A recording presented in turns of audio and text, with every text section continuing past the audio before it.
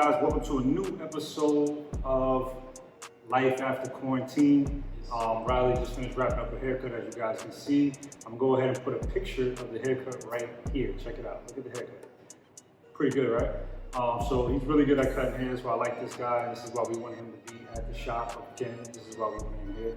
Now, I want to take this time on this episode to interview him because he's a new barber, and I know there's a lot of you new guys that watch our channel out there, and I just wanted you guys to get an insight of somebody who actually went to barber school, actually came from another country 2 years ago, went to barber school, and is now working at the barbershop, and he's making money. I mean, he's not making a lot of money, but he's making money already. We just got started over here. Again, if you guys don't already know, we've been in quarantine for a little while now. We opened up the shop in 6 weeks. We got shut down, and we are back open. This is our second week here. So I wanted to interview him and see where he's at with everything that's going on. So let me ask you a question, man. What made you want to become a barber, period? Like, what made you want to become a barber? Like, why? Why did you want to be a barber?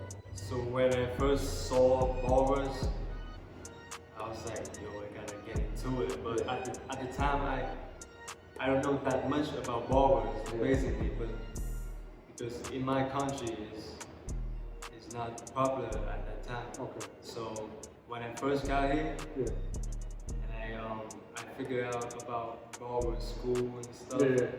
So I signed up for barber school. Really good. So what keeps you motivated? What makes you want to keep going? Like, what makes you want to continue to be a barber? Like, I know it's hard at first for a lot of new guys out there. It's probably hard for them to make money. I do a lot of videos on the channel myself about making money, benefits, all that type of stuff. And a lot of people watch the videos, but coming from somebody I've been through it myself, but somebody from the new school, because I'm from the old school, I've been doing it so long. And I gotta say, I learned a lot from you too. Just, watching you do stuff, I've learned stuff. I'm from the old school, and I should know all this stuff. Sometimes he's showing me stuff that I didn't even know. You could pick up tricks from anywhere. You can never be afraid to learn, guys. So what keeps you motivated? What do you watch a lot of people on YouTube? Do you watch a lot of people on Instagram? What makes you so in tune with barbering? What makes you love it?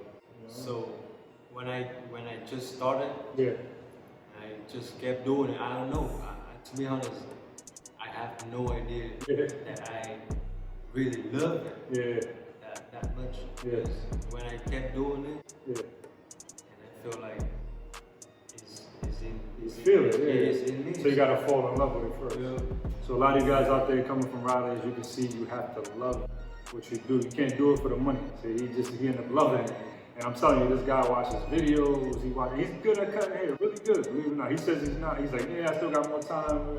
He's really good at cutting hair, no complaints. He cuts my hair.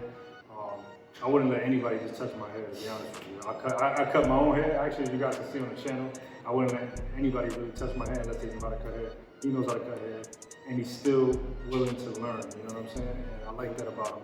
So let me ask you another question. What are some of the struggles that you had when you first started cutting hair? Like, what were the struggles that you were having? First struggle is when I first learned how to fade. Infamous fade haircut is always a problem for everybody. Like, try to take out the skin line, all that type of stuff. That's always one of the most. Anything else, how do you feel like when you started gaining customers? Because a lot of times people have problems gaining customers. Like, what did you do to start gaining customers in your first shop you were at? Yeah, at the time I first started, I can't even speak a lot of English, really. So nobody really wanted to go to you, stuff like that. And plus, you're the new guy at the shop. Either way. And sometimes when you're a new guy, nobody wants to. It doesn't matter if you speak English or not.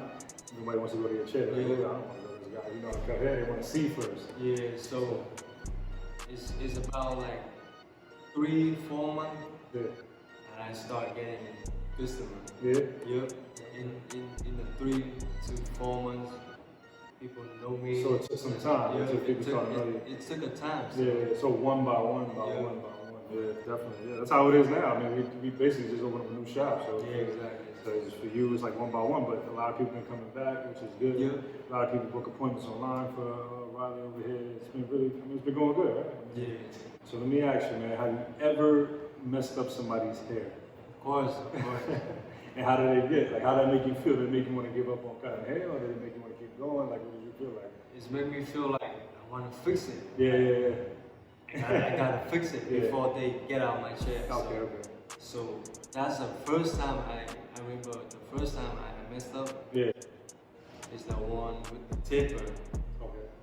And I do the taper, but I don't know how to blend it from the taper to the hair on top. Okay. So you made it look like a big line or something like that? Yeah, I was using the scissor. Okay. And I don't know how to comb scissor over comb, so It was a little tough. yeah, it's a little tough. And I just kept trying to fix it, but I can't.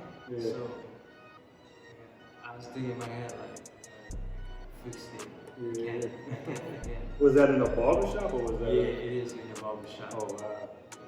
So when you went to a barber shop, you didn't really know how to cut so much, but you knew how to cut. Like what was it? Like you knew how to cut, but it was like almost like so I know how to cut, but I don't know how to everything. You know, everything. Yeah, I don't know really. That's what everybody. That's like when I first started off cutting hair, the same thing. Like you kind of gotta throw yourself out there. Yeah. You guys gotta just throw yourself out there and just do it. Because you're gonna be the bad barber before you become the good barber. You guys gotta remember that. So you gotta be the bad barber, then you gotta be the new barber, then you gotta be the barber nobody wants to sit in their chair and all that type of stuff. So yeah, I can imagine. Even though right now I just messed up too, because somebody is not like everybody had the same head, right? Yeah. So everybody had a different head. So And I started cutting hair, I want to say in 1997, 98. So there was no YouTube, no Instagram, nothing I could look, anybody I could look at. Yeah. There was only barbers, but most barbers don't want to help you. Yeah. So sometimes you go to a shop and some barbers are like, they turn their back on you, they don't want to show you how to cut. So a lot of the shops I went to in the beginning, I had that problem. But then I went to a really good shop in the Bronx on Tremont Avenue, if anybody knows about Tremont Avenue in the Bronx.